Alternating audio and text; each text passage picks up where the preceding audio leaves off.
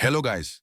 मैं हूं मुकेश मीणा और आज मैं आपको दिखाने जा रहा हूं भारत के दूसरे सबसे अमीर व्यक्ति का घर, गौतम सिंघानिया जी का शानदार महल, जो रेमंड कंपनी के मालिक हैं। दोस्तों, उनकी इस लग्जरी बिल्डिंग की कीमत लगभग 6,000 करोड़ रुपए है और यह शानदार घर मुंबई में स्थित है, जिसे लोग रेमंड हाउस या जेके हाउस के नाम से भी जानते हैं। इस वीडियो में मैं आपको इस घर का पूरा एक्सटीरियर व्यू दिखाने वाला हूं। इतनी लग्जरी, इतनी ऊंचाई और इतना खूबसूरत डिजाइन शायद आपने पहले कभी नहीं देखा होगा। कृपया इस वीडियो को अंत तक जरूर देखें, क्योंकि जैसे जैसे वीडियो आगे बढ़ेगा, आप इस घर की असली भव्यता देख पाएंगे।